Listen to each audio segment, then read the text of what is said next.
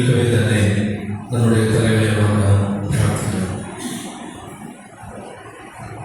വചനം ജഡമായി തീർന്ന കൃപയും സത്യവും നിറഞ്ഞവനായി ഞങ്ങളുടെ ഇടയിൽ പാർത്ത കർത്താവേ, വചനമാകുന്ന അങ്ങേ ധ്യാനിക്കുവാൻ ഈ വർഷത്തിന്റെ അവസാന ദിവസത്തിലും ഞങ്ങൾക്കായി നൽകിയ ഈ വിലപ്പെട്ട അവസരത്തിനായി നന്ദിയോടെ സ്തോത്രം ചെയ്യുന്നു. കർത്താവേ, ഒരു വർഷക്കാലം ഞങ്ങളുടെ ഈ ഭൂമിയിൽ അവിടുന്ന് ജീവനോടെ ശേഷിപ്പിച്ചതിനായി സ്തോത്രം. ഞങ്ങൾക്ക് ചുറ്റും അസ്ഥിരതകളും അനീതികൾ നിറഞ്ഞ സാഹചര്യങ്ങളും അസമാധാനത്തിന്റെ അന്തരീക്ഷങ്ങളും ഉടലെടുത്തപ്പോൾ ഞങ്ങളെ അങ്ങിൽ സ്ഥിരമായി കാത്തുകൊണ്ടതിനായി നന്ദി. ഞങ്ങൾ ഇന്ന് കേൾക്കുന്ന വചനങ്ങൾ പ്രവേശിക്കുന്ന പുതിയ വർഷത്തിന്റെ ഓരോ ദിനങ്ങളിലും പുതുചൈതന്യം പകരുന്നതും ദൈവകൃപ ഞങ്ങളെ അനന്യമായി വെളിപ്പെടുന്നതുമാകുവാൻ തക്കവണ്ണം അവിടുന്ന് സഹായിക്കണം. ഞങ്ങളുടെ ഹൃദയങ്ങളെ അങ്ങ് ഒരുക്കണമേ. യേശു ക്രിസ്തുവിന്റെ ധന്യമുള്ള നാമത്തിൽ തന്നെ ആമേൻ. ഇരിക്കാം.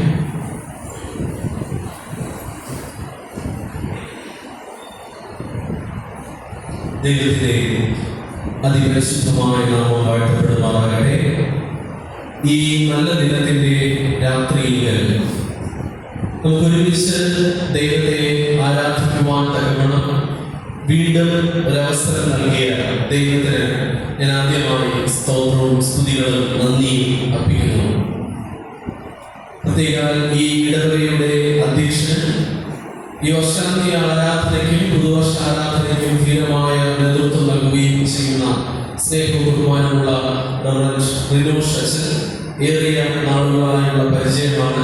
അച്ഛനോട് നേരത്തെ പറഞ്ഞതുപോലെ 2 വർഷം മുന്നേ നടന്ന യുവജനകാല ആരാധനയുടെ ഏകദിന കൺവെൻഷന് ഞാനിവിടെ വരികയുണ്ടായി. അതിൽ 2ാമത്തെ പ്രാവശ്യമാണ് ഈ ദേവാലയത്തിൽ തിരുവചനവുമായി ഞാൻ നിൽക്കുന്നത്.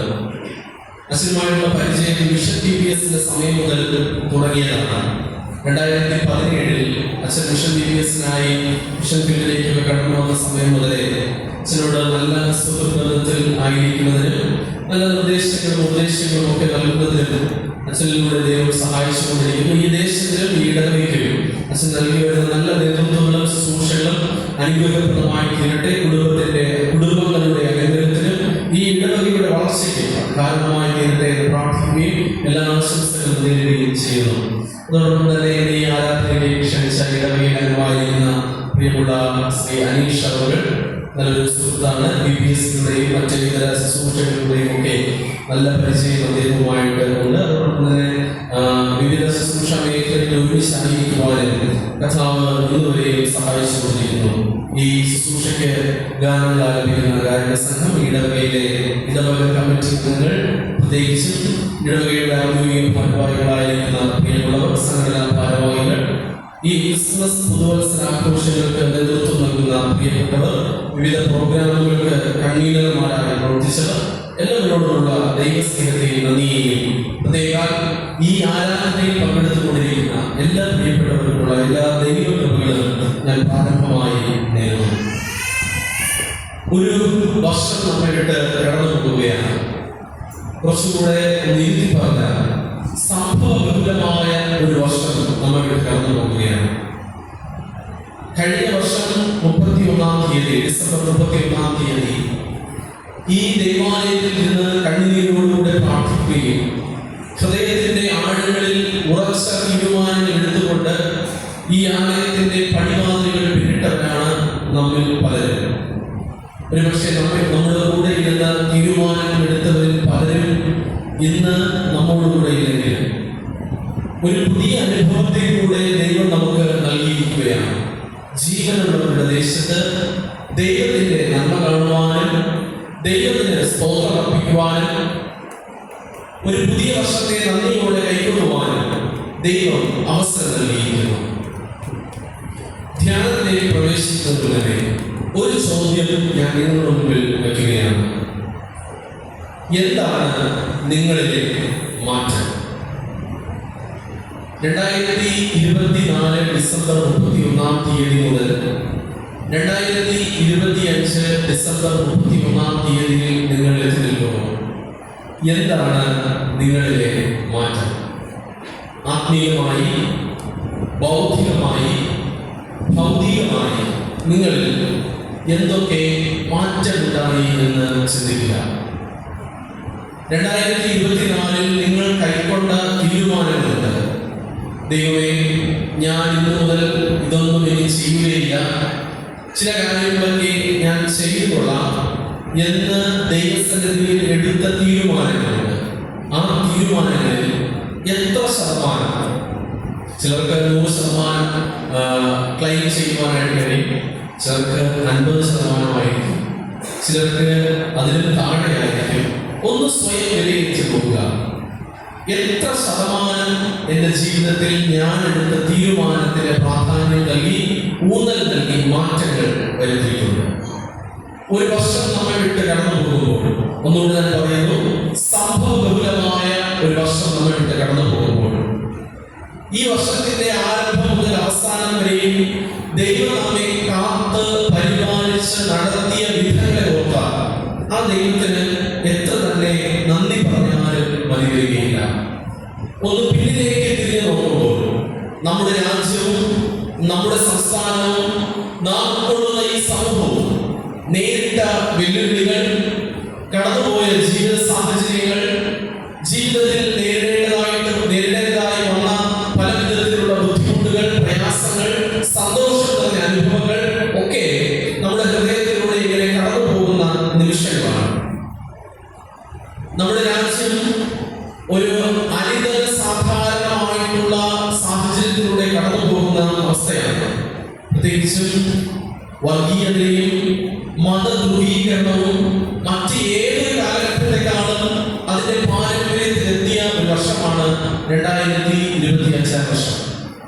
ദിനത്തോടുള്ള പത്രമാധ്യമങ്ങൾ നമ്മൾ ശ്രദ്ധിക്കുമ്പോൾ മതധ്രുവീകരണം, ഒരു മതത്തിന്റെ പേരിൽ ജനങ്ങളെ പീഡിപ്പിക്കുന്നു, ഒരു മതത്തിന്റെ പേരിൽ ജനം മറ്റൊരു ജനതയുടെ പുറത്ത് മേൽക്കോയ്മ നേടുന്ന സംഭവങ്ങൾ നമ്മളിങ്ങനെ ദിനത്തോടുള്ള പത്രങ്ങളിൽ വായിച്ചുകൊണ്ടിരിക്കുകയാണ്. പ്രത്യേകിച്ച് ക്രൈസ്തവ സമൂഹമാകുന്ന നമുക്ക് ഈ രാജ്യത്തിലുള്ള നിലനിൽപ്പ് എങ്ങനെയാണെന്ന് ചോദ്യം ചെയ്യുന്ന നിലവിലേക്ക് നമ്മുടെ രാജ്യത്തിന്റെ അവസ്ഥ നിൽക്കുകയാണ്. കേരളം സുരക്ഷിതമാണെന്ന് ചിന്തിച്ചിരുന്ന നമുക്ക്, കേരളത്തിൽ മതനിരപേക്ഷതയുണ്ട്, മതസൗഹാർദ്ദമുണ്ട് എന്ന് ചിന്തിച്ചിരുന്ന നമുക്ക് സ്വതന്ത്രമായി കരോൾകാല ശുശ്രൂഷ പോലും നടത്തുവാൻ പറ്റാത്ത വിധത്തിൽ മതധ്രുവീകരണം സംഭവിച്ചു എന്ന് ചിന്തിക്കുമ്പോൾ അതിന്റെ ആഴം എത്രത്തോളം എത്തിനിൽക്കുന്നു ചിന്തിക്കുക. കഴിഞ്ഞ ദിനത്തിൽ ഒരു ഓൺലൈൻ മാധ്യമത്തിൽ വായിച്ച വാർത്തയാണ്, കേരളത്തിൽ അങ്ങോളം ഇങ്ങോളം 68 കരോൾകായ സംഘങ്ങൾക്കെതിരെയും ക്രിസ്തുമസ് ആഘോഷങ്ങൾക്കെതിരെയും അക്രമങ്ങൾ നടന്നിട്ടുണ്ട്.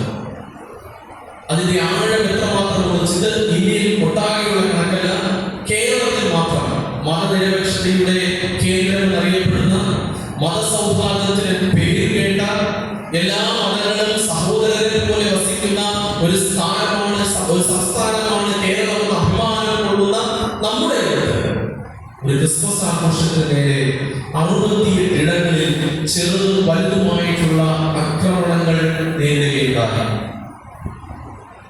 ഭാരതം മുഴുവനായിട്ടുള്ള കണക്ക് നോക്കുമ്പോൾ ഒരുപക്ഷെ ഈ കണക്കൊന്നുമല്ല, മാധ്യമങ്ങൾ റിപ്പോർട്ട് ചെയ്യുന്നതല്ല, അതിലും ഭീമമായ ഒരു നമ്പർ, ഒരു എണ്ണം അക്രമങ്ങൾ ക്രൈസ്തവ സമൂഹം നേരിടുന്നുണ്ട് എന്നുള്ളത് ഒരു യാഥാർത്ഥ്യമാണ്, ഇന്നിന്റെ യാഥാർത്ഥ്യമാണ്. കഴിഞ്ഞ ദിനത്തിൽ ക്രിസ്മസ് ആഘോഷങ്ങളിൽ പങ്കെടുത്തുകൊണ്ടിരുന്ന നമ്മുടെ ദക്ഷിണ മഹായിടവകയുടെ ഒരു പുരോഹിതനായിരിക്കുന്ന സുധീരനെയും അദ്ദേഹത്തിന്റെ കൊച്ചമ്മയെയും അതുപോലെ തന്നെ അവിടുത്തെ തദ്ദേശീയരായി പ്രവർത്തിച്ചിരുന്ന 4 മിഷണറിമാരെയും നിർബന്ധിത മതപരിവർത്തനം ആരോപിച്ച് നാഗ്പൂരിലെ ജയിലിൽ അടയ്ക്കപ്പെട്ട സംഭവം നമ്മളൊക്കെ വേദനയോടെയാണ് മാധ്യമങ്ങളിലൂടെ തിരിച്ചറിയുന്നത്. പ്രിയമുള്ളവരെ, നമുക്ക് ചുറ്റും നടന്നുകൊണ്ടിരിക്കുന്ന മാറ്റങ്ങൾ വളരെ വേഗത്തിലാണ്. ഞാൻ സാമൂഹികമായിട്ടുള്ള അന്തരീക്ഷത്തിൽ ഒരു വീക്ഷണകോണിൽ നിന്ന് പറഞ്ഞുവെങ്കിലും ഈ ഉണ്ടാകുന്ന മാറ്റം, ഒരു ധ്രുവീകരണം, ഒരു മതത്തിന്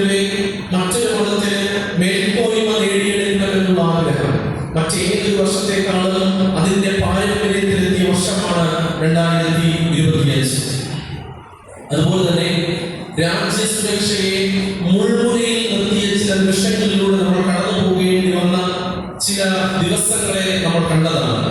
പ്രത്യേകിച്ചും പഹൽഗാം ഭീകരാക്രമണവും അതിനെതിരെ ഇന്ത്യ നടത്തിയ ചെറുത്തുനിൽപ്പും ഒക്കെ നമ്മുടെ രാജ്യത്ത് ഉണ്ടാക്കിയ ചില വെല്ലുവിളികളുണ്ട്, ചില അസ്ഥിരതകളുണ്ട്. അതിൽ നിന്നും നമ്മുടെ രാജ്യത്തിന് കരകയറുവാൻ ഒരുപാട് ദിനങ്ങൾ, ഒരുപാട് ദിവസങ്ങൾ വേണ്ടി വന്നു. ആ ഷോക്കിൽ നിന്ന്, ആ ഒരു മെന്റൽ ട്രോമയിൽ നിന്ന് നമുക്ക് കരകയറുവാനായിട്ട് ഒരുപാട് നാളുകൾ വേണ്ടി വന്നു. നമ്മുടെ രാജ്യത്തെ മുൾമുനയിൽ നിർത്തിയ ചില ദിവസങ്ങൾ ഉണ്ടായിരുന്നു. അത് നമ്മുടെ രാജ്യത്ത് മാത്രമല്ല, മറ്റു പല രാജ്യങ്ങളിലും ഇതുപോലെയുള്ള സ്ഥിതിവിശേഷങ്ങൾ നമുക്ക് കണ്ടെത്തുവാനായിട്ട് കഴിയും. അപ്പോൾ അതിന്റെയൊക്കെ ഒരു അടിസ്ഥാന കാരണമായിട്ട് പരിശോധിച്ചാൽ ഭീകരവാദം അതിന്റെ മറ്റൊരു തലത്തിലേക്ക് എത്തി നിൽക്കുന്ന ഒരു കാലഘട്ടമാണ്. ഒന്നാമതായി ഞാൻ പറഞ്ഞു, മതധ്രുവീകരണം അതിന്റെ പാരമ്പര്യത്തിൽ എത്തി നിൽക്കുന്ന വർഷം. രണ്ടാമതായി ഭീകരവാദം അതിന്റെ മറ്റൊരു തലത്തിലേക്ക് എത്തി നിൽക്കുന്ന കാലഘട്ടം. അതിൽ ഇന്ന് നൽകുന്ന ഒരു നല്ലൊരു ടൈമുണ്ട്, white collar terrorism. White collar terrorism സമൂഹത്തിൽ നിലയുള്ള, വിലയുള്ള, വിദ്യാഭ്യാസമുള്ള, സമ്പന്നരായ, പ്രബുദ്ധരായ വ്യക്തികളെ ഉപയോഗിച്ചുകൊണ്ട് സമൂഹത്തിനകത്തേക്ക് ഭീകരവാദം അഴിച്ചുവിടുന്ന ഒരു കാലഘട്ടം. മറ്റൊരു വീക്ഷണങ്ങളിൽ പറയുകയാണെങ്കിൽ നമ്മുടെ രാജ്യത്ത് ഇന്നുവരെ ഇല്ലാത്ത ഒരു സാമ്പത്തിക അസ്ഥിരത ഉടലെടുത്ത കാലഘട്ടമാണ് 2025. ഒരു എക്കണോമിക്കൽ ഡീഫ്ലമേഷൻ സംഭവിച്ചുകൊണ്ടിരിക്കുന്ന കാലഘട്ടമാണ്. ഒരു സാമ്പത്തിക വളർച്ച അടുത്ത വർഷം ഒരു 0.2% വളർച്ച കൈവരിക്കുമെന്നാണ് ബഹുഭൂരിപക്ഷം ഫിനാൻഷ്യൽ ഓർഗനൈസേഷൻസ് പറയുന്നത്. പക്ഷേ ഈ വർഷം ഒരു ഡീഫ്ലമേഷൻ, ഒരു താഴ്വ്, ഇടിവ് സാമ്പത്തിക സ്ഥിരതയിൽ രാജ്യത്തിൽ ഉണ്ടായി എന്ന് നമ്മുടെ കണക്കുകൾ അംഗീകരിക്കുന്നു. അതുകൊണ്ട് തന്നെ ഈ രാജ്യത്തിനകത്ത് തൊഴിലില്ലായ്മയും സാമ്പത്തിക അസ്ഥിരതയും, അതായത് പണക്കാരും പാവപ്പെട്ടവരും അല്ലെങ്കിൽ റിച്ച് ക്ലാസ് പീപ്പിളും മിഡിൽ ക്ലാസ് പീപ്പിളും പൂർ പീപ്പിളും തമ്മിലുള്ള ഡിഫറൻസ് അതിന്റെ പാരമ്പര്യത്തിലെത്തിയ ഒരു കാലഘട്ടമാണ്. സ്വാതന്ത്ര്യാനന്തര ഇന്ത്യയിൽ ഒരുപക്ഷെ സ്വാതന്ത്ര്യം നേടി ആ കാലഘട്ടത്തിലെ പ്രതികൂലങ്ങളെയും പ്രതിസന്ധികളെയും തരണം ചെയ്ത ശേഷം ഇത്തരത്തിലുള്ള ഒരു ഡീഫർമേഷൻ സംഭവിക്കുന്നത് ഈ ഒരു വർഷത്തിൽ ആണ്. അപ്പോൾ ഇങ്ങനെ നോക്കുമ്പോൾ മതപരമായിട്ടായാലും, സാമൂഹികപരമായിട്ടായാലും, സാമ്പത്തികപരമായിട്ടായാലും, രാജ്യപരമായിട്ടായാലും, അന്തർദേശീയ തലത്തിലായാലും നമുക്ക് ചുറ്റും വെല്ലുവിളികൾ നേരിടുന്ന ഒരു വർഷമാണ് നമ്മുടെ മുന്നിലൂടെ കടന്നുപോയിക്കൊണ്ടിരിക്കുന്നത്. ഇന്നിവിടെ പാഠമായി വായിച്ചു കേട്ട വിലാപങ്ങളുടെ പുസ്തകത്തിന് ഈ സന്ദർഭവുമായിട്ട് ഒരു ബന്ധമുണ്ട്. വിലാപങ്ങളുടെ പുസ്തകം എഴുതപ്പെട്ടു എന്ന് മനസ്സിലാക്കുന്നത് BC 586 കാലഘട്ടത്തിലാണ്. 586, 87, 89 വരെയുള്ള കാലഘട്ടത്തിലാണ് ഈ വിലാപങ്ങളുടെ പുസ്തകം രചിക്കപ്പെട്ടു എന്ന് ചിന്തിക്കുന്നത്. യെരുശലേം പട്ടണത്തിലെ ബാബിലോണിയ ജനത അല്ലെങ്കിൽ ബാബിലോണിയ സംസ്കാരത്തിലുണ്ടായിരുന്ന വ്യക്തികൾ അവിടെ കടന്നു വന്ന് യെരുശലേം പട്ടണത്തെ പിടിച്ചടക്കുകയും യെരുശലേം ദൈവാലയത്തിൽ നിന്നും ആ ദൈവാലയത്തിൽ ഉപയോഗിച്ചുകൊണ്ടിരുന്ന ഉപകരണ സാമഗ്രികളും ദൈവാലയത്തിൽ സൂക്ഷിച്ചിരുന്ന ന്യായപ്രമാണ പുസ്തകവും മറ്റ് മതപരമായിട്ടുള്ള വസ്തുക്കളും അവിടെ നിന്നും കവർച്ച ചെയ്ത് കൊണ്ടുപോകുകയും യെരുശലേം ദേവാലയത്തിന് തീ വയ്ക്കുകയും അതിന്റെ മതിലുകളെ തകർക്കുകയും ചെയ്ത ഒരു സാഹചര്യത്തിലാണ് യിരെമ്യാ പ്രവാചകൻ വിലാപങ്ങളുടെ പുസ്തകം രചിക്കുന്നത്. ചിന്തിച്ചു നോക്കുക, അഭിമാനമായി ഒരു യഹൂദനെ സംബന്ധിച്ചിടത്തോളം അവൻ രണ്ട് കാര്യങ്ങളിലാണ് ഏറ്റവും കൂടുതൽ അഭിമാനം കൊള്ളുന്നത്. ഒന്ന്, അവന്റെ ചരിത്രം. അവന്റെ ചരിത്രബോധത്തിൽ യഹൂദൻ അഭിമാനം കൊള്ളുന്നവരാണ്. രണ്ട്, യഹൂദന്റെ രാഷ്ട്രവും അവന്റെ ദൈവാലയവും അവന്റെ മണ്ണ്, അത് യഹൂദനെ സംബന്ധിച്ചിടത്തോളം അഭിമാനമുണ്ടാകുന്ന കാര്യമാണ്. ഈ അഭിമാനത്തിന്റെ ക്ഷതത്തിൽ നിന്നുമാണ് യിരെമ്യാ പ്രവാചകൻ തന്റെ മനസ്സിലെ ആകുലതകളെ, വേദനകളെ ജനവുമായി പങ്കുവയ്ക്കുന്നത്.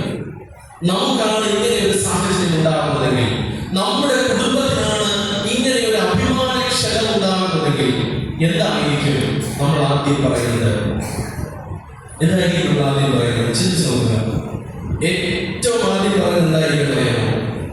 വേറെ എന്തൊക്കെ മാറ്റി നിർത്തിയാലും ആദ്യം പറയുന്നത്, ആദ്യം കുറ്റം പറയുന്നത് ആരെയും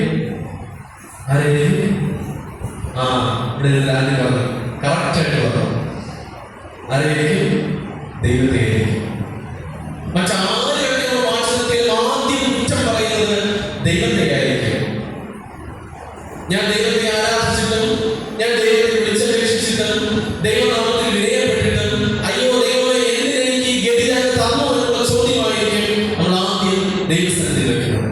പക്ഷേ തന്റെ അഭിമാനത്തിന് ക്ഷതമേറ്റിട്ട്, തന്റെ രാജ്യം തീ വെച്ച് നശിപ്പിച്ചിട്ട്, തന്റെ അഭിമാനമായിരുന്ന ആരാധനയുടെ സ്ഥിരാകേന്ദ്രമായിരുന്ന യെരൂശലേം ദേവാലയത്തെ കവർച്ച ചെയ്തിട്ട്, അതിന്റെ സുരക്ഷാ കവചങ്ങളായിരുന്ന മതിലുകളെ തകർത്തിട്ട് പോലും ഈ യിരെമ്യാ പ്രവാചകൻ ഒരു തവണ പോലും ദൈവത്തെ കുറ്റപ്പെടുത്തുന്നില്ല, ദൈവത്തെ മറന്നു കളയുന്നില്ല. പ്രിയമുള്ള ദൈവജനമേ, ഒരു പുതിയ തുടക്കത്തിനായിട്ട് നമ്മളൊക്കെ കാത്തിരിക്കുകയാണ്. ഒരു പുതിയ ആരംഭത്തിന് വേണ്ടി നമ്മളൊക്കെ ഇങ്ങനെ കാത്തിരിക്കുകയാണ്. ഒരു പുതിയ വർഷം നിങ്ങളൊക്കെ ഹൃദയത്തിൽ ഒരുപക്ഷെ പുതിയ തീരുമാനങ്ങളുമായിട്ടായിരിക്കും ഈ ദേവാലയത്തിലേക്ക് കടന്നത്. ഞാനൊക്കെ കുഞ്ഞുനാളിൽ വർഷാന്തി ആരാധനയ്ക്ക് പോകുമ്പോൾ എൻ്റെ ഒരു കൊച്ചു ഡയറിയുണ്ട്, അതിപ്പോൾ കാണാനില്ല, വീടൊക്കെ പോകുന്ന സമയത്ത് അത് നഷ്ടമായി പോയതാണ്. ആ കുഞ്ഞു ഡയറിയിൽ ഞാൻ ഒരു 10 തീരുമാനങ്ങളൊക്കെ എഴുതിയാണ് ദേവാലയത്തോട് പോകുന്നത്. അത് പലതും ഒരുപക്ഷെ നടപ്പിലാക്കുക, ചിലർക്ക് നടപ്പിലാക്കുക, അങ്ങനെയുള്ള പല കാര്യങ്ങളുണ്ട്. അപ്പോൾ അങ്ങനെ കുറേ തീരുമാനങ്ങളൊക്കെ ആയിട്ടായിരിക്കും നിങ്ങൾ വന്നത്. ഒരു പുതിയ തുടക്കത്തിലെ കാത്തിരിക്കുന്ന നിങ്ങൾക്ക് ശക്തി പകരുന്ന ചില വചനങ്ങൾ യിരെമ്യാ പ്രവാചകൻ ഈ വിലാപങ്ങളുടെ പുസ്തകത്തിൽ എഴുതി വെച്ചിട്ടുണ്ട്. വിലാപങ്ങളുടെ പുസ്തകം 3-ാം അധ്യായം അതിന്റെ 21-ാമത്തെ വാക്യം ഒന്ന് വായിക്കാം. നിങ്ങളുടെ പാഠമായി വായിച്ചിട്ടുള്ള ഭാഗത്ത് നിന്നും നമുക്ക് ആരംഭിക്കാം. യിരെമ്യാ പ്രവാചകൻ 3-ാം അധ്യായം അതിന്റെ 21-ാമത്തെ വാക്യം. ഇത് ഞാൻ ഓർക്കും, അതുകൊണ്ട് ഞാൻ പറഞ്ഞേ, അതുകൊണ്ട് ഞാൻ പ്രത്യാശിക്കും. ഇത് ഞാൻ ഓർക്കും, അതുകൊണ്ട് ഞാൻ പ്രത്യാശിക്കും. യിരെമ്യാ പ്രവാചകൻ ധൈര്യത്തോടെ പറയുകയാണ്, എൻ്റെ രാജ്യം നഷ്ടമായാലും, എൻ്റെ ദേവാലയം നഷ്ടമായാലും, എൻ്റെ മതിലുകൾ തകർന്നു പോയാലും, എൻ്റെ രാജ്യത്തിനകത്ത് എൻ്റെ സഹോദരന്മാർ, സഹോദരിമാർ, എൻ്റെ അമ്മമാർ, പെണ്ണുമാർ, എൻ്റെ കൊച്ചുമക്കൾ എൻ്റെ മുൻപിൽ കണ്ണുനീരോടെ കരയുന്ന ജീവിതാവസ്ഥ വന്നാലും ഞാൻ പ്രത്യാശിക്കും. പ്രിയമുള്ള ദൈവജനമേ, നിരാശപ്പെടുന്ന നമ്മോട്, നിരാശയിൽ ആണ്ടുപോകുന്ന നമ്മോട്, ഒരു ചെറിയ പരാജയത്തെ പോലും ഒരു വലിയ വീഴ്ചയായി കാണുന്ന നമ്മോട് യിരെമ്യാ പ്രവാചകൻ ശക്തമായി നൽകുന്ന ഒരു ഓർമ്മപ്പെടുത്തലാണ്, ഞാൻ പ്രത്യാശിക്കും. ഈ സമൂഹം ഒന്നടങ്കം എന്നെ കുറ്റപ്പെടുത്തിയാലും, മാറ്റി നിർത്തിയാലും, എന്നെ അപഹസിച്ചാലും, പരിഹാസ്യപ്പെടുത്തിയാലും, നിന്ദിത മാത്രമാക്കി മാറ്റിയാലും എനിക്ക് പറയുവാൻ ഒരൊറ്റ കാര്യമാണ്, ഞാൻ എൻ്റെ ദൈവത്തിൽ പ്രത്യാശിക്കും. എത്ര അനുഗ്രഹീതമായി ആ പ്രവാചകന്റെ വാക്കുകളെ അവിടെ കുറിച്ചിരിക്കുന്നു എന്ന് ഓർത്തു നോക്കുക. നിരാശപ്പെടുന്ന ജീവിത സാഹചര്യങ്ങളിൽ ഒരു പുതിയ വർഷത്തെ പുനരുവാൻ തക്കവണ്ണം, ഒരു പുതിയ പ്രഭാതത്തെ പുനരുവാൻ തക്കവണ്ണം നിങ്ങൾ ഒരുങ്ങുന്ന ഈ നാളുകളിൽ യിരെമ്യാ പ്രവാചകൻ നമ്മോട് പറയുന്ന ഒരു വസ്തുതയാണ്, നിങ്ങൾക്ക് പ്രത്യാശ ഉണ്ടാകണം. ദൈവത്തിന് സകലവും സാധ്യമാണെന്നുള്ള പ്രത്യാശ നിങ്ങളിൽ ഉണ്ടാകണം. ദൈവത്താൽ സകലവും കഴിയുമെന്നുള്ള ഒരു ഉറപ്പ് നിങ്ങളിൽ ഉണ്ടാകണം. ജീവിതം തകർന്നു പോകുന്നിടത്ത് ആ തകർന്ന ജീവിതങ്ങളെ പുനഃപ്രതിഷ്ഠിക്കുവാനും, പുനരുദ്ധരിപ്പിക്കുവാനും, അതിന് ജീവൻ നൽകുവാനും ദൈവത്തിന് കഴിയുമെന്നുള്ള ഒരു പ്രത്യാശ നിങ്ങളിൽ ഉണ്ടാകണം. യിരെമ്യാ പ്രവാചകൻ ഈ വചനം പറഞ്ഞത് വെറുതെ പറഞ്ഞു വെച്ചതല്ല. അതിന് ചില കാരണങ്ങൾ, അല്ലെങ്കിൽ ആ ഒരു കൺക്ലൂഷനിലോട്ട് ഞാൻ ദൈവത്തിൽ പ്രത്യാശ വയ്ക്കും. ഈ കഷ്ടത നിറഞ്ഞ കാലഘട്ടത്തിലും, പ്രതികൂലം നിറഞ്ഞ ജീവിത സാഹചര്യത്തിലും, പ്രതിസന്ധികൾ നിറഞ്ഞ ഈ ജീവിത സാഹചര്യത്തിലും ഞാൻ ദൈവത്തിൽ പ്രത്യാശ വയ്ക്കുമെന്ന് യിരെമ്യാ പ്രവാചകൻ പറയുവാൻ സഹായിച്ച 3 കാര്യങ്ങളെ നിങ്ങളുമായി പങ്കുവച്ചുകൊണ്ട് വളരെ വേഗത്തിൽ ഞാൻ വാക്കുകളെ ചുരുക്കുവാനാണ് ആഗ്രഹിക്കുന്നത്. ഒന്നാമതായി, ദൈവം എത്ര നല്ലതെന്ന് ഓർത്തവനാണ് യിരെമ്യാ പ്രവാചകൻ. ദൈവം എത്ര നല്ലതെന്ന് ഓർത്തവനാണ് യിരെമ്യാ പ്രവാചകൻ. ഹൃദയം തകരുന്ന വേദനയും, തന്റെ രാജ്യവും താൻ ആരാധിച്ചിരുന്ന ദൈവാലയവും തങ്ങൾക്ക് സുരക്ഷയായി നിന്ന മതിലും ഒക്കെ തകർന്നു വീഴുമ്പോഴും യിരെമ്യാ പ്രവാചകൻ അവിടെ പാടുകയാണ് 22-23 വാക്യങ്ങളിൽ, ദൈവം എത്ര നല്ലവനാണ്. അതിൽ 23-ാമത്തെ വാക്യം വായിക്കാമോ? 22-ാമത്തെ വാക്യം. 22-ാമത്തെ വാക്യം. നാം മുടിഞ്ഞു പോകാതിരിക്കുന്നത് യഹോവയുടെ ദയാകുന്നു, അവന്റെ കരുണ തീർന്നു പോയിട്ടില്ലല്ലോ. നാം മുടിഞ്ഞു പോകാതിരിക്കുന്നത് യഹോവയുടെ ദയയാകുന്നു, അവന്റെ കരുണ തീർന്നു പോയിട്ടില്ലല്ലോ. പ്രിയമുള്ള ദൈവജനങ്ങളെ, നമുക്കിങ്ങനെ പറയുവാൻ കഴിയുമോ? നമ്മുടെ കുടുംബം ഒരു പരിഹാസത്തിന്റെ മധ്യത്തിലൂടെ കടന്നു പോകുമ്പോൾ, നമ്മുടെ സമൂഹം ഒരു ഞെരുക്കത്തിന്റെ അവസ്ഥയിലൂടെ കടന്നു പോകുമ്പോൾ, നാം ആയിരിക്കുന്ന ക്രൈസ്തവ സഭകളിൽ നിന്ന് പീഡനത്തിന്റെ നാൾവഴികളിലൂടെ കടന്നു പോകുമ്പോൾ, നമുക്ക് ധൈര്യത്തോടെ ദൈവസന്നിധിയിൽ പറയുവാൻ കഴിയുമോ? കർത്താവേ, അങ്ങ് എത്ര നല്ലവനാണ്. ഞങ്ങൾ ഈ ഭൂമിയിൽ നിന്ന് മുടിഞ്ഞു പോകാതെ നശിച്ചു പോകാതെ ഞങ്ങളെ കാത്തു സൂക്ഷിക്കുന്ന അങ്ങയുടെ കരുണ എത്ര വലുതാണ് എന്ന് പറയുവാൻ നമുക്ക് കഴിയുമോ? പ്രവാചകൻ നമ്മോട് ഈ വാക്യം പറയുമ്പോൾ, ഈ വചനം പറയുമ്പോൾ, അതിന് പിന്നിൽ ഒരു വലിയ വേദന അദ്ദേഹം ഹൃദയത്തിനകത്ത് കടിച്ചമർത്തുന്നുണ്ട്. തന്റെ അഭിമാനത്തിനേറ്റ ക്ഷതം, തന്റെ രാജ്യത്തിനേറ്റ വേദന, തന്റെ സമൂഹത്തിനേറ്റ പീഡനങ്ങൾ ഒക്കെ മനസ്സിലൊളിച്ചുകൊണ്ട് യിരെമ്യാ പ്രവാചകൻ പറയുകയാണ്, ദൈവമേ, അങ്ങയുടെ ദയ തീർന്നു പോയിട്ടില്ലല്ലോ. നാളെ സൂര്യൻ ഉദിക്കും, പുതിയ പ്രഭാതം വരും, പുതിയ ദിനം വരും, പുതിയ വർഷം വരും. ആ പുതിയ വർഷത്തിൽ അങ്ങയുടെ ആ പുതിയ കരുണ എന്നെ വീണ്ടും ഉയരങ്ങളിലേക്ക് നടത്തുമെന്നുള്ള ഒരു ഉറപ്പ് ഈ പ്രവാചകന്റെ ജീവിതത്തിൽ ഉണ്ടായിരുന്നു. പ്രിയ ദൈവജനമേ, ഈ വാക്യം ഈ പുതിയ വർഷത്തിൽ ഓരോ മനുഷ്യ ജീവിതത്തിലും ശക്തി പകരുന്ന ഒരു വാക്യമായി തീരട്ടെ. എത്ര പ്രതികൂലങ്ങൾ വന്നാലും, എത്ര പ്രതിസന്ധികൾ നേരിട്ടാലും, എത്ര ഞെരുക്കത്തിന്റെ അവസ്ഥകളിലൂടെ നമ്മുടെ സഭയും സമൂഹവും കുടുംബങ്ങളും കടന്നുപോയാലും നമുക്ക് പറയുവാൻ കഴിയണം, നാം മുടിഞ്ഞു പോകാതിരിക്കുന്നത് യഹോവയുടെ ദയ എന്ന് മാത്രമാണ്.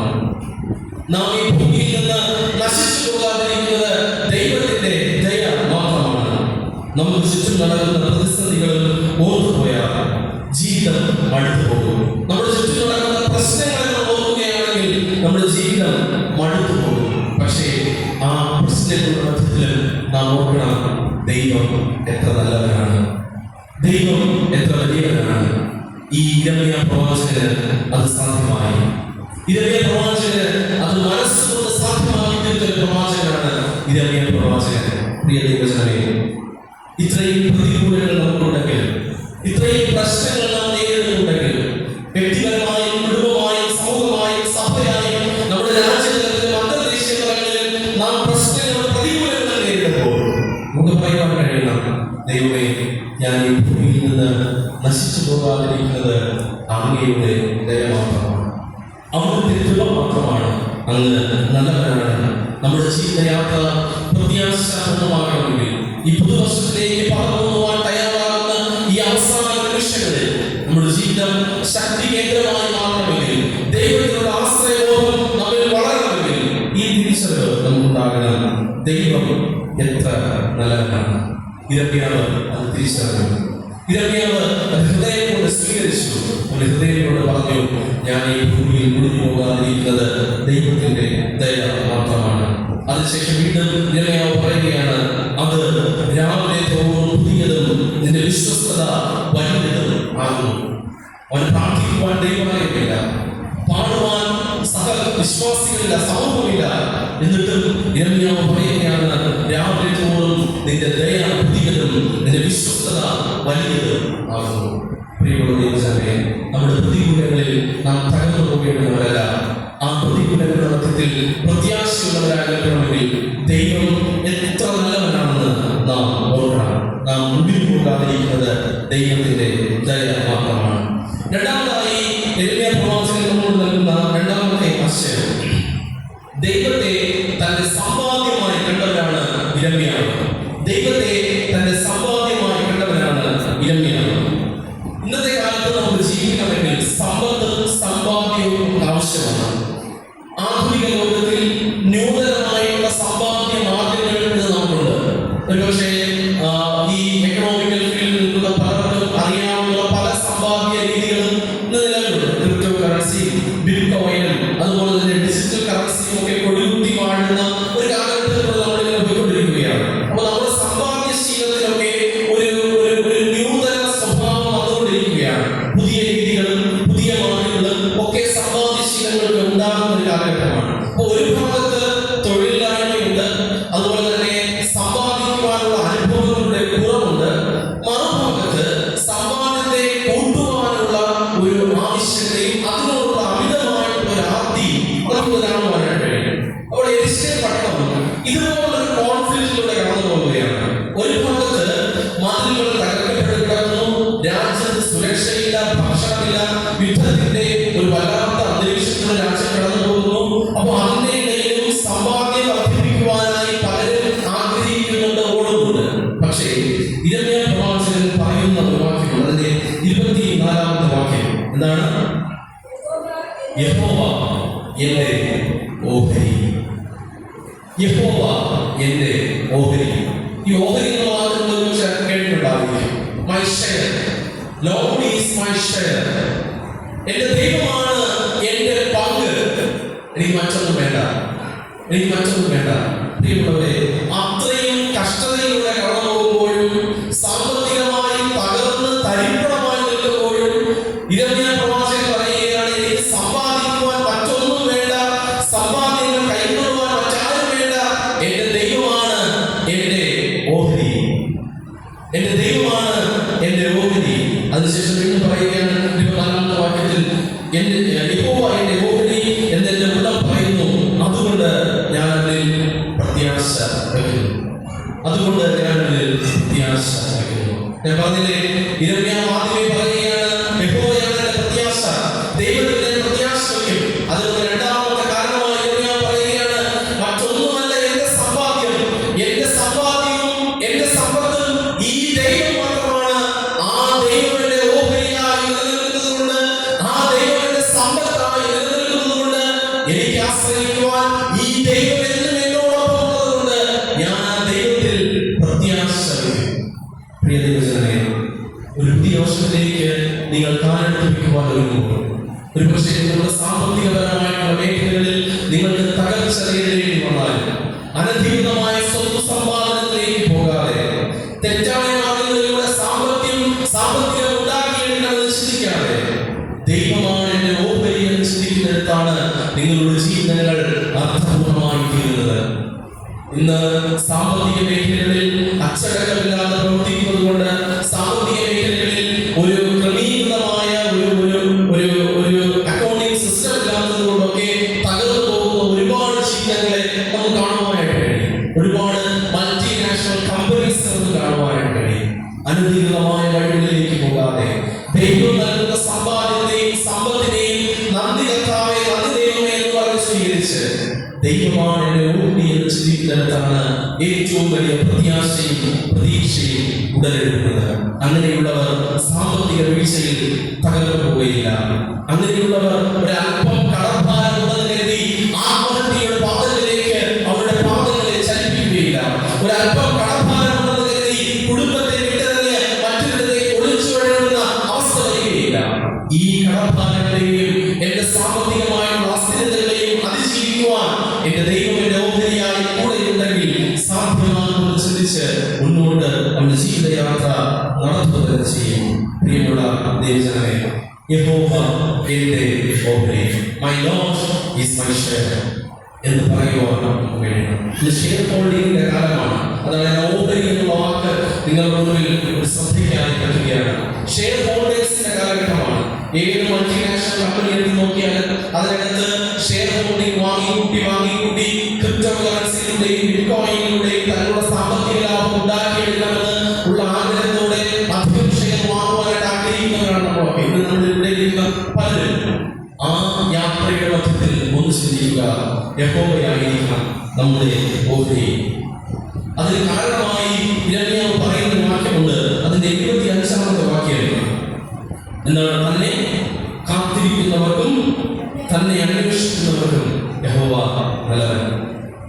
തന്നെ കാത്തിരിക്കുന്നവർക്കും തന്നെ അന്വേഷിക്കുന്നവർക്കും യഹോവ നല്ലവൻ.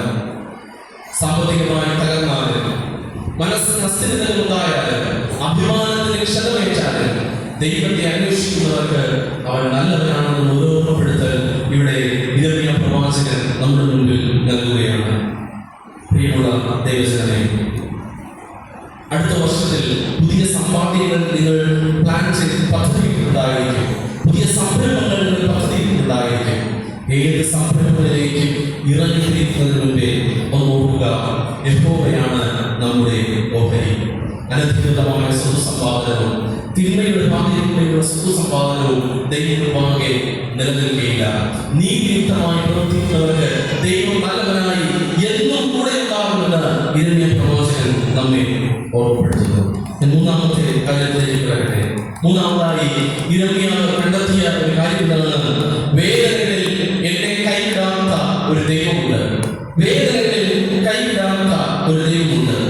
യിരെമ്യാ പ്രവാചകനെ സംബന്ധിച്ചിടത്തോളം ജീവിത യാഥാർത്ഥ്യം എപ്പോഴും വേദനകൾ കൊണ്ട് നിറഞ്ഞതായിരുന്നു. തന്റെ രാജ്യവും തന്റെ സമൂഹവും തന്റെ ദൈവാലയവും ഒക്കെ നഷ്ടപ്പെട്ട വേദന നിറഞ്ഞ ഒരു മനോഭാവത്തിലൂടെ യിരെമ്യാവ് കടന്നുപോയിക്കൊണ്ടിരിക്കുമ്പോഴും ആ വേദനയുടെ മധ്യം നിന്നുകൊണ്ട് യിരെമ്യാവ് പറയുന്ന ഒരു വാക്യമുണ്ട്. അതിൽ 29ാമത്തെ വാക്യം, അവൻ തന്റെ മുഖത്തെ പൊടിയോളം താഴ്ത്തട്ടെ, പക്ഷേ പ്രത്യാശ ശേഷിക്കും. അവൻ തന്റെ മുഖത്തെ പൊടിയോളം താഴ്ത്തട്ടെ, പക്ഷേ പ്രത്യാശ നിലനിൽക്കും. പ്രിയമുള്ളവരെ, പൊടിയോളം വേദനകൾ അനുഭവിക്കേണ്ടി വന്നാല്, ഞരക്കത്തിന്റെയും വേദനയുടെയും അവസ്ഥകൾ ജീവിതത്തിൽ അനുഭവിക്കേണ്ടി വന്നാല്, ആ വേദനകളുടെ മധ്യത്തിൽ ദൈവത്തിന്റെ പ്രത്യാശ നിലനിൽക്കുമെന്നുള്ള ഒരു ഉറപ്പ് ഈ യിരെമ്യാ പ്രവാചകന് ഉണ്ടായിരുന്നു. ആ യിരെമ്യാ പ്രവാചകൻ അതുകൊണ്ട് വീണ്ടും പറയുകയാണ് 30ാമത്തെ വാക്യത്തിൽ, തന്നെ അണിയുന്നവന് അവൻ കവിൾ കാണിക്കട്ടെ, അവൻ വേദനയോളം നിന്ന് അനുഭവിക്കട്ടെ. കർത്താവ് എന്നേക്കും തള്ളിക്കളയില്ലല്ലോ. കർത്താവ് എന്നേക്കും നിങ്ങളെ നിന്ദിതപാത്രരായി ഈ ഭൂമിയിൽ ജീവിക്കുവാൻ തള്ളിക്കളയില്ലല്ലോ. നിങ്ങൾക്കായ ഒരു നല്ല ദിനം, നിങ്ങൾക്കായ ഒരു ശുഭഭാവം വരുത്തുവാൻ ആ ദൈവത്തിന് താല്പര്യമുണ്ടെങ്കിൽ ആ വേദനകളിൽ ദൈവം നിങ്ങളുടെ കരം പിടിച്ച് സമാധാന തീരത്തെ എത്തിക്കുമെന്നുള്ള ഉറപ്പ് ഈ യിരെമ്യാ പ്രവാചകന്റെ ജീവിതത്തിൽ ഉണ്ടായിരുന്നു. പ്രിയമുള്ള ദൈവജനമേ, എത്ര വേദനയുണ്ടായിരുന്നു യിരെമ്യാവിന്റെ ഹൃദയത്തിൽ. തന്റെ രാജ്യവും തന്റെ സമൂഹവും താൻ ദൈവത്തെ പോലെ കണ്ടിരുന്ന, ദൈവസാന്നിധ്യം നിലനിന്നിരുന്ന ആ ദൈവാലയം തകർക്കപ്പെട്ട മാനസികാവസ്ഥയിൽ യിരെമ്യാവ് പറയുകയാണ്, അവൻ അവന്റെ കവിൾ കാണിച്ചു കൊടുക്കട്ടെ, നിന്ന് അനുഭവിക്കട്ടെ, പൊടിയോളം തന്നെ താഴ്ത്തട്ടെ. തന്നെ തള്ളിക്കളയാത്ത ഒരു ദൈവം ഉണ്ടല്ലോ. കടന്നുപോയ ഈ വർഷം നഷ്ടങ്ങളുടെ കണക്കുകൾ, നികത്താൻ പറ്റാത്ത പല നഷ്ടങ്ങളും നമ്മുടെ ജീവിതത്തിൽ ഉണ്ടായിരിക്കാം. എന്നിരുന്നാലും ആ നഷ്ടങ്ങളെ ലാഭമാക്കി മാറ്റുവാൻ, നിന്ദകളെ പരിഹാസങ്ങളെ അംഗീകാരമാക്കി മാറ്റുവാൻ കഴിവുള്ള ഒരു ദൈവത്തെയാണ് നാം ആരാധിക്കുന്നത്. ആ ദൈവത്തിലാണ് നാം പ്രത്യാശ വയ്ക്കുന്നത്. ആ ദൈവമാണ് യിരെമ്യാവിന്റെ ജീവിതത്തിൽ പ്രത്യാശ കേന്ദ്രമായി നിലനിന്നത്. പ്രിയമുള്ള ദൈവജനമേ, പുതിയ വർഷത്തിന്റെ പ്രഥമ സൂര്യൻ ഉദിച്ചു വരുമ്പോൾ നമുക്ക് ഒരു കാര്യം മാത്രമേ ഉറപ്പോടെ പറയുവാനായിട്ട് കഴിയുകയുള്ളൂ. പുതിയ വർഷത്തിന്റെ അനുഭവങ്ങൾ എന്താണെന്ന് നമുക്ക് ഉറപ്പില്ല. അത് വേദനയാണോ, സന്തോഷമാണോ, നന്മയാണോ, തിന്മയാണോ, അപമാനമാണോ, അംഗീകാരമാണോ എന്ന് നമുക്ക് ഉറപ്പില്ല. പക്ഷേ പുതിയ വർഷത്തിന്റെ പ്രഭാത സൂര്യൻ ഉദിച്ചു വരുമ്പോൾ ഒരു കാര്യം മാത്രം യിരെമ്യാ പ്രവാചകന് ഉറപ്പുണ്ട്: ദൈവത്തിന്റെ കരുണ തീർന്നു പോവുകയില്ല. ആ ദൈവത്തിന്റെ കരുണയിൽ ഞാൻ പ്രത്യാശ വയ്ക്കും. ആ ദൈവത്തിന്റെ ദയയിൽ ഞാൻ പ്രത്യാശ വയ്ക്കും. എന്റെ ജീവിതം തകർന്നു പോയാലും, സാമ്പത്തികമായ തകർന്ന് തരിപ്പണമായാലും, വേദനകൾ നിറഞ്ഞ ജീവിത സാഹചര്യങ്ങളിലൂടെ ഞാൻ കടന്നു പോകേണ്ടി വന്നാലും, എന്റെ ദൈവം എന്റെ പ്രത്യാശയാണ്. എന്റെ ദൈവം എന്റെ സങ്കേതമാണ്. എന്റെ ദൈവം എനിക്ക് അഭയ കേന്ദ്രമാണെന്നുള്ള ഒരു ഉറപ്പ് ഈ യിരെമ്യാ പ്രവാചകന് ഉണ്ടായിരുന്നു. ഞാൻ എന്റെ വാക്കുകളെ ഉപസംഹരിക്കട്ടെ.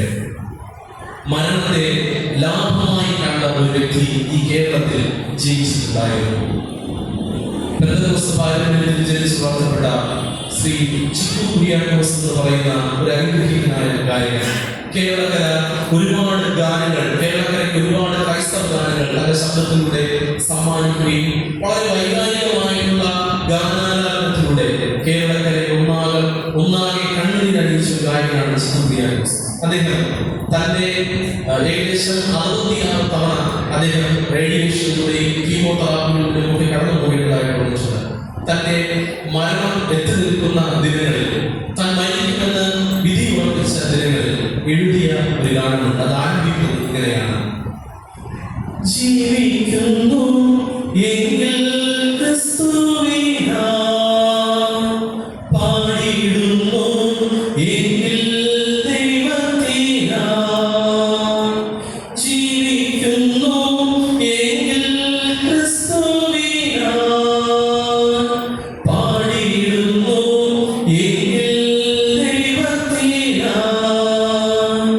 നല്ല ദാസനായി ഞാൻ തീർന്നതിനാ, എൻ മരണം എനിക്കതു ലാഭം. നല്ല ദാസനായി ഞാൻ തീർന്നതിനാ, എൻ മരണം എനിക്കതു ലാഭം. പ്രിയപ്പെട്ടവരെ, വേദനയുടെ താഴ്വരയിലൂടെ ആ മനുഷ്യൻ കടന്നുപോയപ്പോൾ, കണ്ണുനീരിന്റെ ജീവിത യാഥാർത്ഥ്യങ്ങളിലൂടെ ഈ മനുഷ്യൻ കടന്നുപോയപ്പോൾ, അവൻ ദൈവത്തിൽ ആശ്രയിച്ചുകൊണ്ട് പാടുകയാണ്: എന്റെ മരണം എനിക്കത് ലാഭം മാത്രമാണ്. ഞാൻ അനുഭവിക്കുന്ന ഈ വേദന എനിക്കത് ലാഭം മാത്രമാണ്. ഞാൻ അനുഭവിക്കുന്ന ഈ രോഗം എനിക്കത് ലാഭം മാത്രമാണ്. നമുക്ക് ഈ പുതിയ വർഷത്തിൽ അങ്ങനെ ചിന്തിക്കുവാനായിട്ട് കഴിയുമോ? ദൈവത്തിന്റെ ദയ കുറഞ്ഞു പോവുകയില്ലല്ലോ, അവന്റെ കരുണ തീർന്നു പോവുകയില്ലല്ലോ.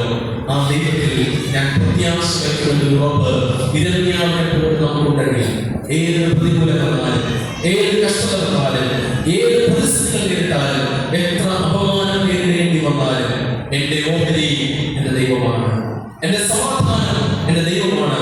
അവൻ നല്ലവനാണ്, കൈവിടാത്ത ദൈവമായി എന്നും കൂടെ ഇരിക്കുന്ന കർത്താവാണ് എന്ന ഉറപ്പ് നമ്മളുണ്ടെങ്കിൽ നിശ്ചയമായും ഈ പുതുവർഷത്തിന്റെ പ്രതികൂലങ്ങളെ, പുതുവർഷത്തിന്റെ അസ്ഥിരതകളെ, പുതുവർഷത്തിന്റെ നന്മകളെ പ്രാർത്ഥനയോടെ കൈക്കൊള്ളുവാൻ ദൈവം നമ്മെ സഹായിക്കും. ഒരു നിമിഷം നമുക്ക് എല്ലാവർക്കും താല്പര്യമാണ് പ്രാർത്ഥിക്കാം.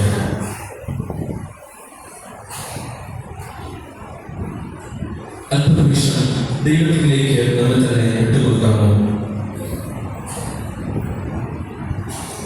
ഈ വചനധ്യാനം നമ്മുടെ ജീവിതത്തിൽ വയ്ക്കുന്ന ചില വെല്ലുവിളികളുണ്ട്, ചില ചോദ്യങ്ങളുണ്ട്. ഒരു പുതിയ വർഷത്തെ വരവേൽക്കുവാൻ നാം തയ്യാറാകുന്ന ഈ ദിനങ്ങളിൽ എവിടെയാണ് നമ്മുടെ പ്രത്യാശ? എവിടെയാണ് നമ്മുടെ ആശ്രയം? ഇരമ്യാ പ്രവാചകൻ നമ്മെ ഓർമ്മപ്പെടുത്തുന്നു, ഇത് ഞാൻ ഓർക്കും, അതുകൊണ്ട് ഞാൻ പ്രത്യാശിക്കുന്നു. നാം മുടിഞ്ഞു പോകാതിരിക്കുന്നത് യഹോവയുടെ ദയ, അവന്റെ കരുണ തീർന്നു പോയിട്ടില്ലല്ലോ. പ്രിയ ദൈവജനമേ, നാം ഈ ഭൂമിയിൽ നിലനിൽക്കുന്നുണ്ടെങ്കിൽ, ഇത്രമാത്രം അസ്ഥിരതകളുടെ മധ്യത്തിൽ സഭാവിന്റെ പീഡനത്തിന്റെ കാലങ്ങളിലൂടെ കടന്നു പോകുന്ന ഈ ദിനങ്ങളിൽ ദൈവത്തിന്റെ കരുണ ഒന്നുകൊണ്ട് മാത്രം നമ്മെ ഈ ഭൂമിയിൽ ദൈവം നിലനിർത്തിയിരിക്കുന്നു. ആത്മാർത്ഥമായി അല്പനിമിഷം ദൈവത്തോട് പ്രാർത്ഥിക്കാമോ? കർത്താവേ, അങ്ങാണ് എന്റെ ഓഹരി, അങ്ങിലാണ് എന്റെ സർവവും, അങ്ങനെയാണ് ഞാൻ പ്രത്യാശയായി കൊണ്ടു നടക്കുന്നത്. എന്റെ മരണത്തെ പോലും ലാഭമായി ചിന്തിക്കുവാൻ അവിടുന്ന് എന്നെ പഠിപ്പിക്കണമേ എന്ന് ദൈവത്തോട് പ്രാർത്ഥിക്കാം. നാം അനുഭവിക്കുന്ന നന്മകളേക്കാൾ ഉപരി ഒരു പക്ഷേ തിന്മയായിരിക്കും ദൈവം നമുക്കായി കരുതിയിരിക്കുന്നത്.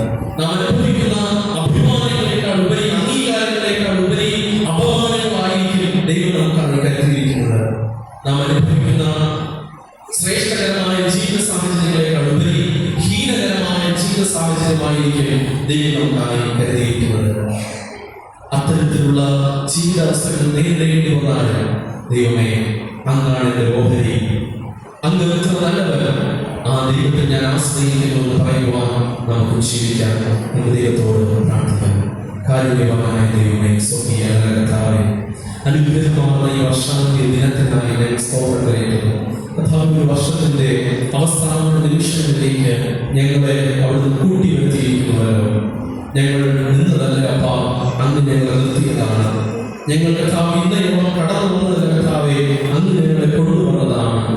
നാഥ, ഈ ജീവിതയാത്രയിൽ നിങ്ങൾ കഷ്ടതകൾ കൊണ്ട് ഭാരപ്പെട്ടാലും, നിങ്ങൾ വേദനകൾ കൊണ്ട് തകർന്നു പോയാലും, നിങ്ങളുടെ ജീവിതം ഉടച്ച് തകർക്കപ്പെട്ടാലും, നിങ്ങൾക്ക് ആശ്രയമായും സങ്കേതമായും അഭയകേന്ദ്രമായും നിൽക്കുന്ന സർവശക്തനായ ദൈവത്തിലേക്ക് ഞങ്ങൾ കണ്ണുകൾ ഉയർത്തി പ്രാർത്ഥിക്കുന്നു. ദൈവമേ, അങ്ങ് ഞങ്ങളുടെ കോട്ടയായിരിക്കണം. ഒരു പുതിയ വർഷത്തെ പുനരുമാനുള്ള ആർജനത്തെ ഞങ്ങൾക്ക് നൽകണം. ഞങ്ങൾ ഈ പുതുവർഷത്തെ കൈക്കൊള്ളുന്നത് ഞങ്ങളുടെ മിടുക്കൊണ്ടല്ല നാഥ, ഞങ്ങളുടെ കഴിവുകൊണ്ടല്ല കർത്താവേ, ഞങ്ങൾ നല്ലവരായ വ്യക്തികളായതുകൊണ്ടല്ല നാഥ, അങ്ങയുടെ കരുണയ്ക്ക് കുറവില്ലാത്തത് കൊണ്ട് മാത്രം, അങ്ങയുടെ ദയയ്ക്ക് കുറവില്ലാത്തത് കൊണ്ട് മാത്രം ഞങ്ങൾ ഒരു പുതിയ വർഷത്തെ പുനരുവാൻ ഈ ഭൂമിയിൽ ശേഷിച്ചിരിക്കുന്നു. ആ ദയയ്ക്കായി ഞങ്ങൾ സ്തോത്രം കരയറ്റുന്നു. ആ കൃപയ്ക്കായി ഞങ്ങൾ നന്ദി കരയറ്റുന്നു. തുടർന്ന് ഞങ്ങൾ അവിടുത്തെ തിരുശരീരങ്ങളെ കൈക്കൊള്ളുന്ന ശുശ്രൂഷയിലേക്ക് പ്രവേശിക്കുകയാണ്. അവിടുത്തെ പരിശുദ്ധാത്മാവിന്റെ സാന്നിധ്യവും സാമീപ്യവും നൽകി അന്ന് ഞങ്ങൾ വഴിനടത്തുവാനാണ്. അവിടുത്തെ കാരുണ്യം ഞങ്ങളുടെ പ്രകാശിപ്പിക്കുകയാണ്. മഹത്വമായി കഴിയട്ടെ. യേശു ക്രിസ്തുവിന്റെ ധന്യമുള്ള നാമത്തിൽ തന്നെ ആമേൻ.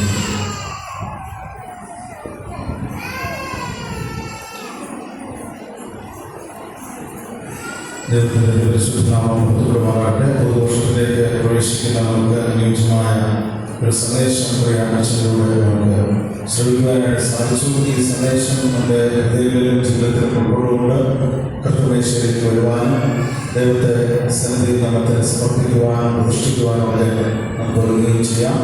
ഈ സന്ദേശത്തെ നൽകിയാൽ അച്ഛനോടുള്ള സന്തോഷത്തെ ഒരിക്കൽ കൂടെ അറിയുകയും അച്ഛനോടുള്ള നന്ദി അറിയുകയും ചെയ്യുന്നു.